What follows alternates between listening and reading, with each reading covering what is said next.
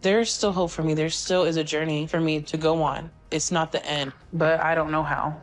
So nothing's changed except I'm getting worse. I know it's killing me because 8 months ago, all of a sudden I couldn't breathe. I was just struggling. Imagine being 25 years old and not stepping outside your apartment for 3 years. Not because you didn't want to, but because your body physically wouldn't let you. Lauren wasn't just struggling with her weight. She was trapped.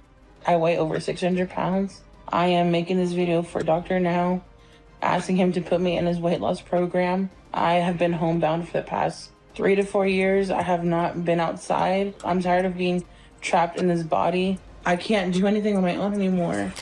Nearly 700 pounds and isolated in her apartment. The world started to feel unreal to her, like she no longer belonged to it. And then her heart began to fail. 8 months before the episode aired, Lauren suffered a medical emergency that should have been fatal. She had some struggles at the beginning, some ups and downs, but overall I am very confident that she's going to do well with the tool we're going to give her today. With this surgery, Lauren will continue to be able to control her eating habit and eat less. This is Lauren's journey. A young woman running out of time, clawing her way back from the brink of death. She has to decide whether she's ready to live, and then actually take that first step.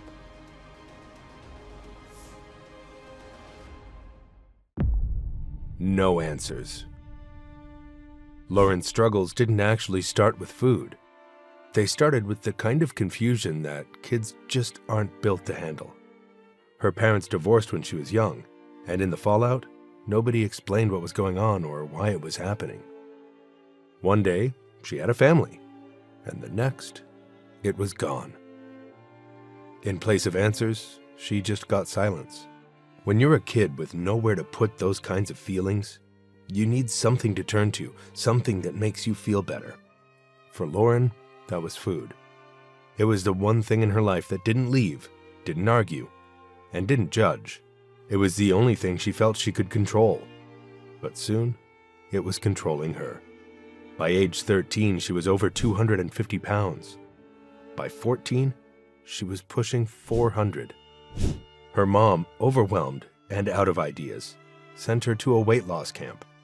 To Lauren, it felt like she was being shipped off, not helped.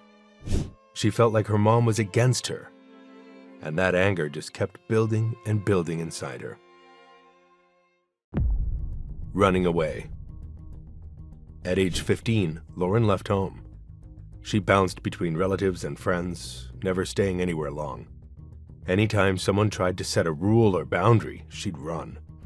Conflict made her shut down, and being told what to do made her angry. So she kept moving, kept eating, and kept spiraling. In high school, she met her best friend Sandra, the one person who didn't judge her. Together, they were loud, funny, and inseparable. They partied together, they ate together. And as the years went on, Lauren's portions got bigger, and the weight piled on faster. Sandra said that even then, if they went to a store, Lauren always had to get food. At age 23, things hit a breaking point. Literally. Her weight had shot up to 600 pounds, and a car seat broke under her. She laughed it off, but deep down she knew it was a warning sign. She said it was a big eye-opener, but even that wasn't enough to make her change. Lauren stopped leaving home entirely. Her weight had climbed so fast that even basic movement became exhausting. At more than 600 pounds, she couldn't breathe well, couldn't stand long, and couldn't walk far without cramping or feeling like she might pass out. She started to rely on Sandra and her brother to bring her food and help her shower and get into bed. The idea of going outside became terrifying, and eventually everything outside felt fake because she hadn't seen it in so long. She felt ashamed that her best friend had to care for her, guilty that she couldn't visit her mom, and disconnected from the world to a point where she said she felt numb. She described herself as stuck, trapped, and watching life pass her by, saying nothing was changing except I'm getting worse. Near-death experience, new lease on life. 8 months ago, Lauren woke up gasping for air, her chest tightening, her vision fading. She called 911, convinced she was dying. At the hospital, doctors told her she had congestive heart failure, something usually seen in people in their 70s, 80s, and 90s, not a 25-year-old. Her near-death experience was a wake-up call.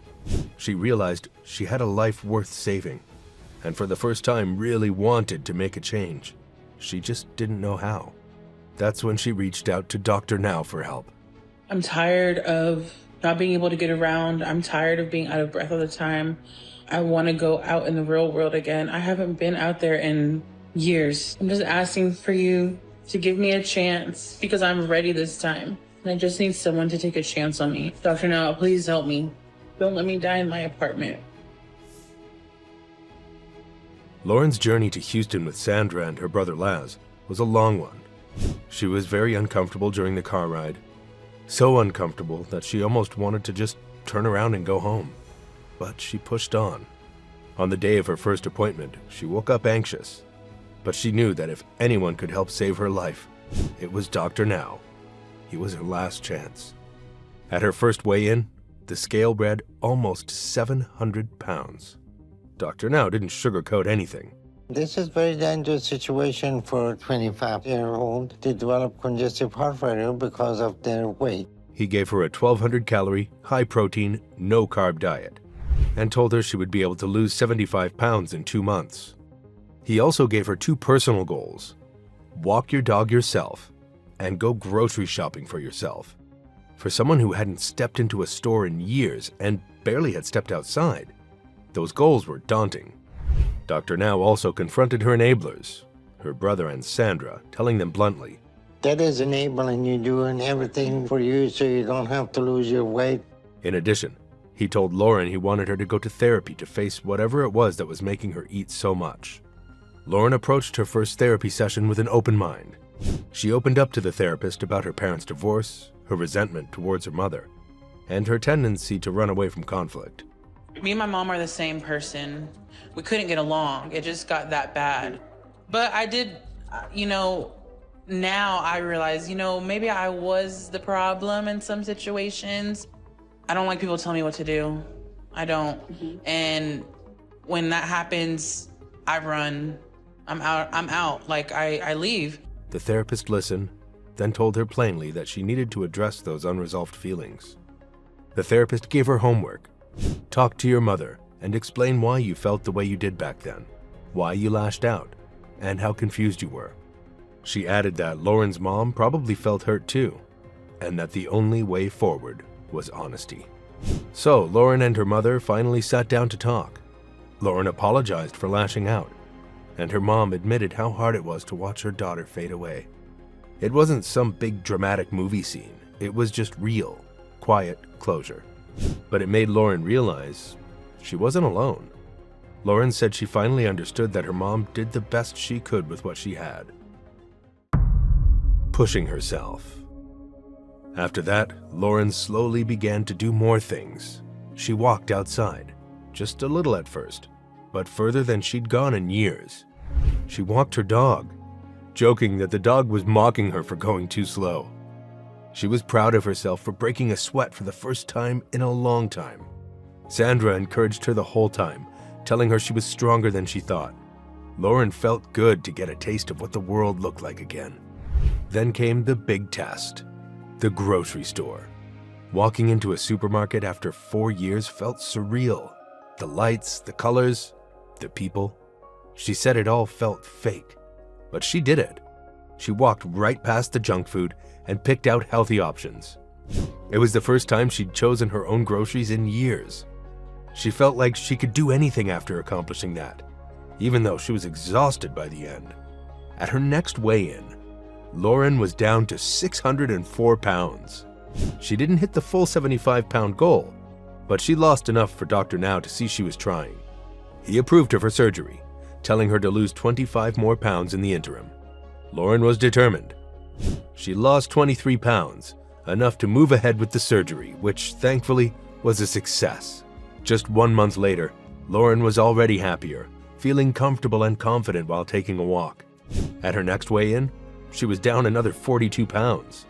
Her energy was coming back, and Dr. Now gave her new personal goals: to spend a full day out with her family and keep working on her emotional triggers in therapy. So she spent the entire day with her family for the first time in years. They met at a park, something she wouldn't have been able to do before she lost weight.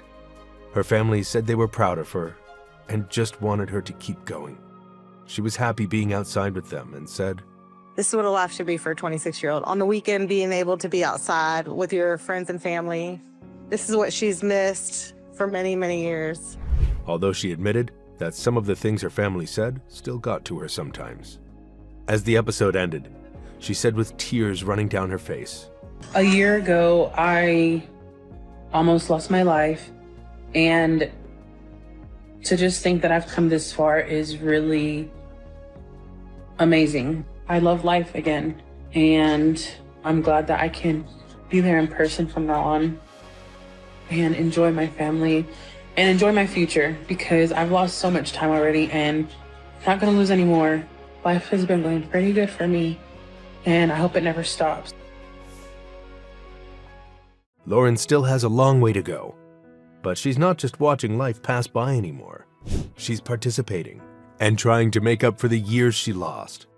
At 25, she came terrifyingly close to death, but she decided to fight for her life, and she's slowly but surely turning it all around. That's the part of Lauren's journey that sticks with me. Not the diet or the surgery or the number on the scale, but seeing Lauren make the decision that she actually wanted to live again and sticking to the plan. She's proof that things can change for the better. Hopefully she'll get down to her goal weight, and we'll see an even happier and healthier version of her soon. What did you think of Lauren's story? Were you annoyed that her mother sent her to fat camp? Tell us in the comments below.